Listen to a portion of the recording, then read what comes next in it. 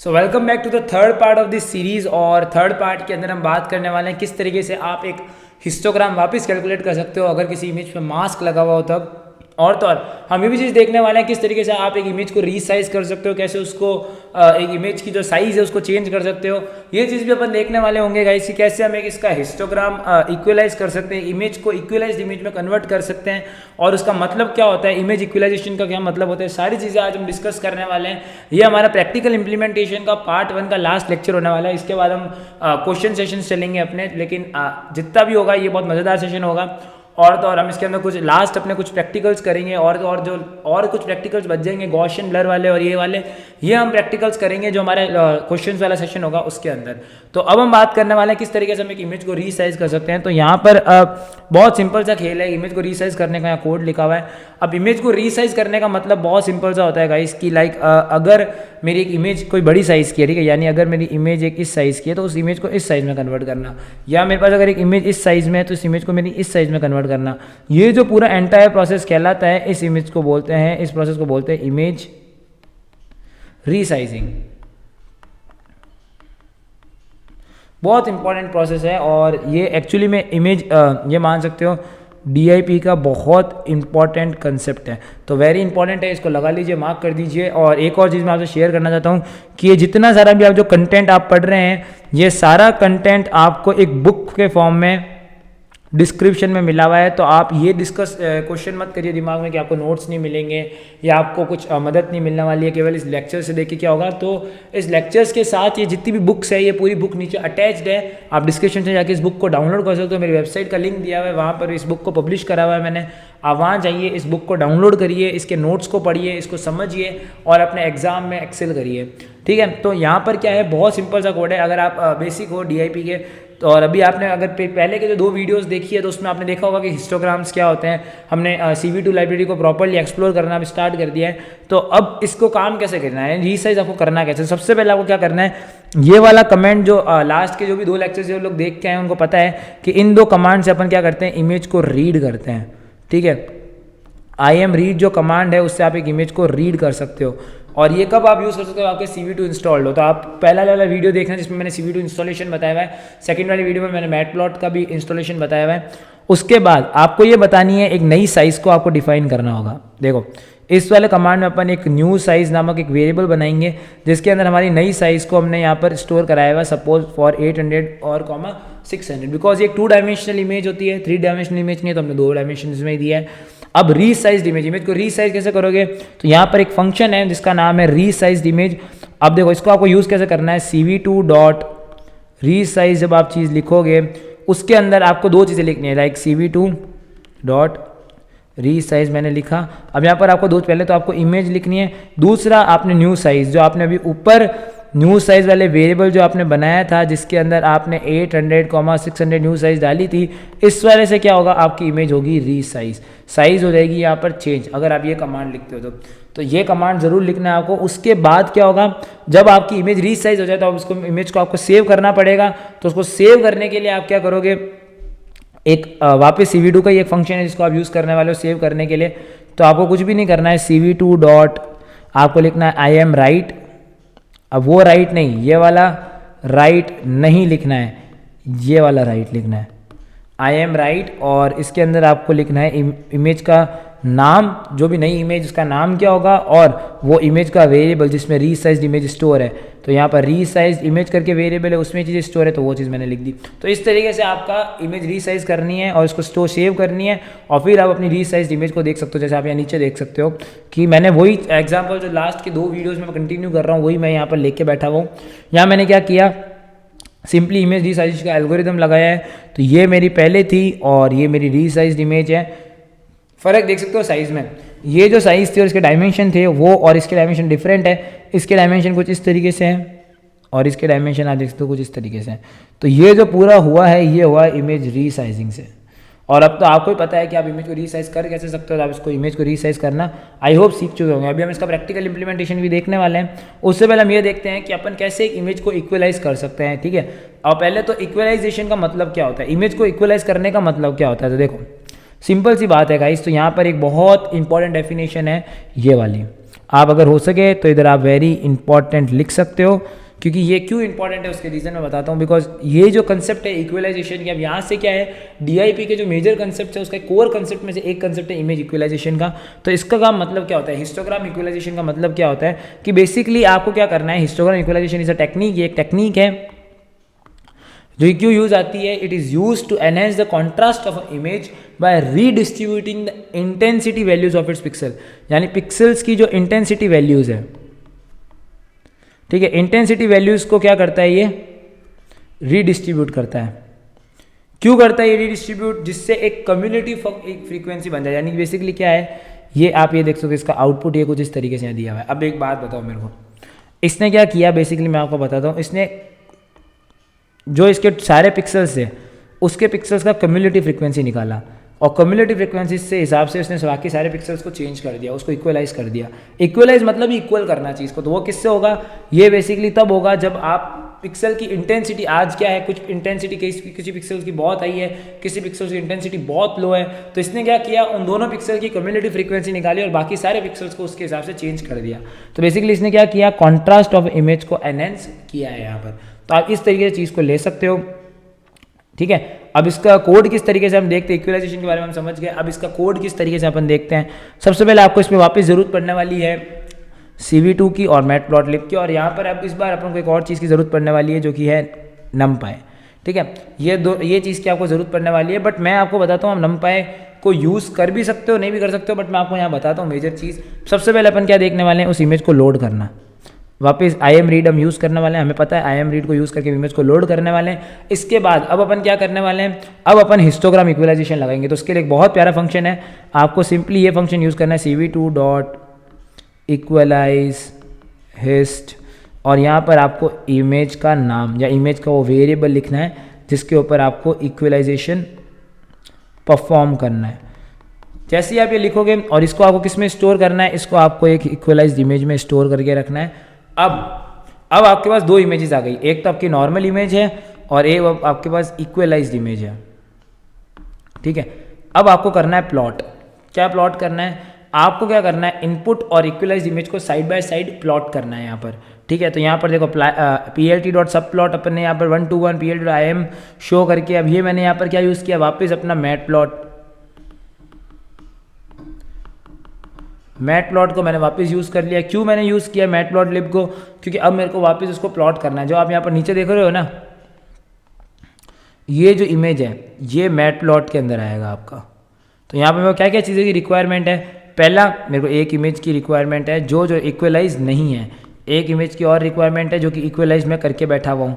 तो इन दोनों के ऊपर मेरे को करना पड़ेगा काम। तो यहीं पर ही मैंने वो चीज़ करी है। सबसे पहले मैंने क्या किया है, पहले प्लॉट में मैंने इनपुट इमेज यूज़ कर दिया, दूसरे प्लॉट में मैंने इक्वलाइज इमेज को यूज़ कर लिया है, ठीक है। सिंपल सा बात है, आपको कुछ टेंशन लेने की ज़रूरत नहीं है। दोनों में सी मैप मैंने ग्रे यूज़ किया है, ठीक है, और आपको कुछ भी नहीं करना है, ठीक है। इतना ही आपको काम करना, फिर एंड में आपको PLT डॉट शो करना है। तो अब हम इसको प्रैक्टिकल करके देखेंगे, दोनों चीज़ को प्रैक्टिकल करके देखेंगे। इमेज रीसाइजिंग को भी अपन प्रैक्टिकल करके देखेंगे, और तो और अपन क्या चीज़ और प्रैक्टिकल करेंगे, अपन यहाँ पर ये भी चीज़ प्रैक्टिकल करके देख रहे हैं, और जो इक्वलाइज हिस्टोग्राम है वो भी अपन प्रैक्टिकल करके देख रहे हैं किस तरीके से ये काम होता है। और इसके बाद अपन ट्राई करेंगे कि आप वो मास्क लगा के कैसे हिस्टोग्राम कर सकते हैं प्रिंट, वो भी अपन दोनों देखने वाले हैं। तो पहले अपन इस चीज़ को देखते हैं, जो दो अपन ने उठाए हैं रीसाइज का अपन वापस देखते हैं, और तो और अपन ये भी चीज़ देखते हैं वापस कि किस तरीके से आप एक इक्वलाइज्ड हिस्टोग्राम बना सकते हो, ठीक है। तो सबसे पहले मेरी स्क्रीन आपको विजिबल हो जाएगी, तो यहीं पर ही आपको मेरी स्क्रीन विजिबल हो चुकी होगी। अब यहाँ पर अपन वापस आ चुके हैं, तो यहाँ पर आपको कुछ भी नहीं करना है गाइस, एक नया आपको प्रोग्राम बनाना है जिसमें आपको लिखना है resize.py। अब इसके अंदर आपको पहले के कमांड्स अपने वही रखने हैं, तो मैं वापस उसको नहीं लिखते हुए ये चीज़ को वापस कॉपी पेस्ट ही कर लूँगा। जो पहले के 2 लेक्चर्स देख के आए हैं उनके लिए बहुत आसान रहा होगा अभी तक का। तो अब अपन क्या करेंगे, न्यू साइज़ नामक का एक फोल्डर, आप ये कह सकते हो एक वेरिएबल बनाएंगे जिसके अंदर मैं वैल्यू डाल दूंगा 800,600 की। ये मेरी नई साइज़ है जो कि मैंने आपको अभी थोड़े टाइम पहले ही बताया, आप पीछे जाके वीडियो में देख सकते हो ये चीज़ मैंने किस तरीके से बताई थी। अब जब मेरे पास नई साइज़ आ गई है तो मेरे पास एक CV2 का ही एक नया फंक्शन है, मैं एक रीसाइज नामक एक वेरिएबल बनाऊंगा जिसके अंदर क्या करूंगा, CV2 dot resize function use करूंगा। अब ये क्या पैरामीटर में लेता है देख सकते हो आप यहाँ पर, पहला ये वो इमेज लेगा, तो यहाँ पर मैं इमेज दे देता हूँ मेरी। उसके बाद ये नई साइज़ लेगा, तो मैं यहाँ पर न्यू साइज़ लिख देता हूँ। सिंपल से बात है, नई साइज़ मैंने यहाँ पर लिख दी। अब मेरे को क्या करना है, इस चीज़ को अगर मेरे को सेव करना है तो मैं सेव कर सकता हूँ, और अगर मैं चाहूँ डिस्प्ले करना, मैं डिस्प्ले भी कर सकता हूँ, बट मैं इसको सेव करने की कोशिश करूँगा। तो मैं इसको सेव किस करूँगा, cv2.imwrite, उस पर मैं इमेज का जो भी मेरे को नाम देना है, रीसाइज इमेज, में इसको नया नाम दे दूँगा, ठीक है, डॉट वेब में दे देता हूँ, और उसके साथ में इसका जो मेरी रीसाइज है इमेज वो दे देता हूँ, और यहाँ मैं इसको बंद कर देता हूँ। अब देखते हैं कि किस तरीके से एग्जीक्यूट होता है गाइस। तो मैं जब इसको एग्जीक्यूट कर रहा हूँ, ठीक है, तो ये एग्जीक्यूट हो गया। अब यहाँ देखते हो एक नई फाइल आ गई है, यहाँ एक नई इमेज बन गई है, ठीक है। इसको खोलूँगा, ये एक तरफ ये मैंने खोलता हूँ और एक तरफ ये खोलता हूँ। आप दोनों में देख सकते हो डिफरेंस। इसमें मैं जो मेरे यहाँ पर है वो मैं ये फाइल खोलूँगा। अब ये देख सकते हो ये वो इमेज है और ये रीसाइज्ड इमेज है। दोनों में आप फ़र्क देखोगे, ये थोड़ी सी आप ये मान सकते हो जो इसके ब्रेड थे उससे एक्सपेंडेड है, बट ये देखो थोड़ी सी पतली लग रही है, इमेज मोटी लग रही है। ये फ़र्क होता है रीसाइजिंग का, जो कि आपने भी प्रैक्टिकली देख लिया है। दूसरा इक्वलाइज हिस्टोग्राम अपन देखते हैं किस तरीके से आपका इक्वलाइज हिस्टोग्राम काम कर रहा है, वो भी अपन देखते हैं फटाफट से बिना किसी टाइम को वेस्ट किए। इधर मैं इसको क्लोज कर देता हूँ और यहाँ इक्वलाइज खोल लेता हूँ। अब इक्वलाइज के अंदर भी आपको ज़्यादा टेंशन लेने की कोई ज़रूरत नहीं है। इक्वलाइजेशन में भी आपको कुछ भी नहीं करना है, पहले के कुछ कमांड्स तो सेम ही है। जैसे मैं अगर मैं बात करूँ इम्पोर्ट cv2 तो सेम ही रहेगा। अब यहाँ पर मेरे को मैटप्लॉटलिब चाहिए, ठीक है,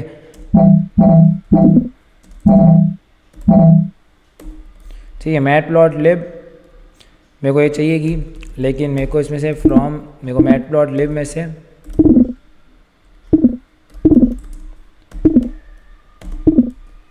सिंपल, इसका मतलब क्या है कि मैटप्लॉटलिब में से मेरे को पाइप्लॉट दे दो और उसका जो रेफरेंस नाम दे दो वो मेरे को plt के नाम से दे दो। उसके बाद अब मैं क्या करने वाला हूँ, वापस वही काम, मेरे को इमेज को रीड करना है तो मैं बार बार नहीं लिखूँगा, मैं इसको यहाँ से कॉपी करूँगा और मेरा जो इक्वलाइज करके नाम है इसमें लिख दूँगा ये चीज़। उसके बाद एक इक्वलाइज इमेज मेरे को जो चाहिए कि वो कैसे बनेगी, सिंपल सी बात है, cv2.equalize im इक्वलाइज करके एक फंक्शन है जो कि बेसिकली क्या करता है, इक्वलाइज कर देगा इमेज को, बट मेरे को ये यूज़ नहीं करना। मैं यूज़ करने वाला हूँ बिकॉज मेरे को हिस्टोग्राम इक्वलाइजेशन करना है, तो मैं यूज़ करने वाला हूँ यहाँ पर इक्वलाइज हिस्ट, और इसके अंदर मैं क्या प्रोवाइड कर दूंगा, उस इमेज का नाम। तो मैंने यहाँ पर इमेज प्रोवाइड कर दी इक्वलाइज हिस्ट में। अब इसको डिस्प्ले किस तरीके से करना है, तो मैं लिखूँगा plt.subplot1to1, ठीक है। ये करने के बाद अब इसमें क्या करना है, plt.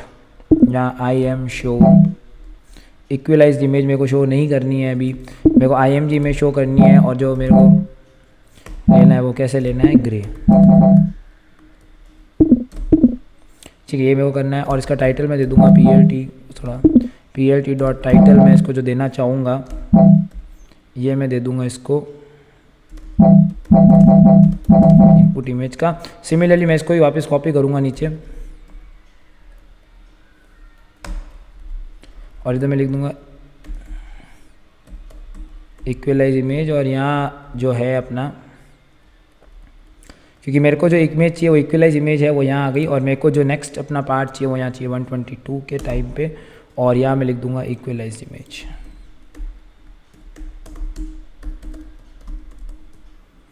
और ये करने के बाद मैं क्या कर दूंगा, plt.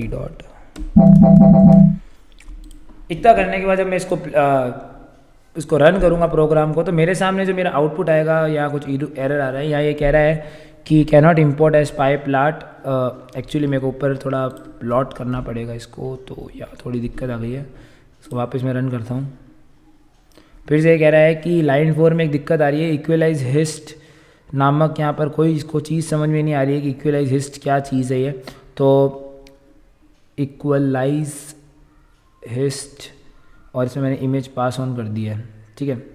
तो आई थिंक ये चीज़ करेक्ट होनी चाहिए, इक्वलाइज। आई थिंक मैंने स्पेलिंग की कोई मिस्टेक करी हो, लेट मी चेक गाइस कि मैंने कुछ गलती कर दी हो। इक्वलाइज इमेज, इक्वलाइज्ड इमेज,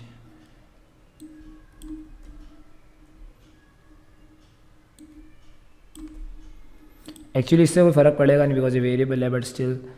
और ये जो मैंने पास ऑन किया है इसके अंदर, yes I got my point. यहाँ मेरे को इसको जो रीड करना है वो as a black and white करना पड़ेगा, if I am not wrong. अब इसको रन करके देखता हूँ, again it's error, I don't know why. Did you mean subplot? Okay, so the error is in here right now. जो ये नीचे एरर आ रहा है, ये plt.title में एरर आ रहा है, जो मैंने यहाँ पर लिखा है plt.title में इसने इक्वलाइज्ड इमेज यहाँ पर ले लिया है. ठीक है, यहाँ ये एरर दे रहा है और यहाँ पर इसने कैंप को ग्रे ले लिया है. ओके ओके ओके, यहाँ पर ये plt.show जब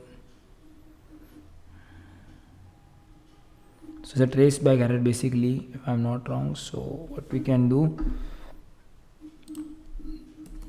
we can remove this if I'm not wrong.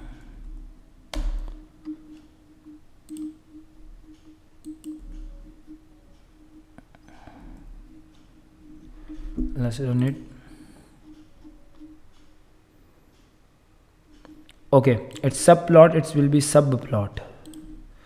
Got my error, and here also it will be subplot. Now let's see. Okay, again एक एरर आ रहा है और ये एरर पता नहीं बहुत बड़ा सा आया है. ये आई एम शो को लेके एरर आ रहा है, camp grey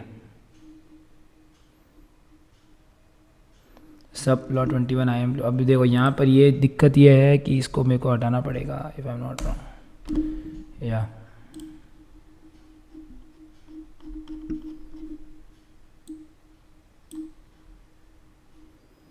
okay, keyword argument is camp. So actually camp नहीं है, वो सी मैप होगा. I have done this error, it will be C map and here also it will be C map. Okay, so जब अब मैं इसको अगर run करूँगा तो यहाँ पर आप देख सकते हो मेरे पास इक्वलाइज्ड इमेज आ चुकी है. सक्सेसफुली अपने पास इक्वलाइज्ड इमेज आ चुकी है.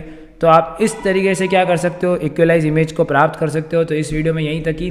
तो मैं आपको मिलता हूँ उसकी नेक्स्ट वीडियो में, जिसके अंदर अपन वाइवा क्वेश्चंस डिस्कस करने वाले हैं. Till then this is Harshvardhan. देखते रहिए सीरीज़ को. बाय.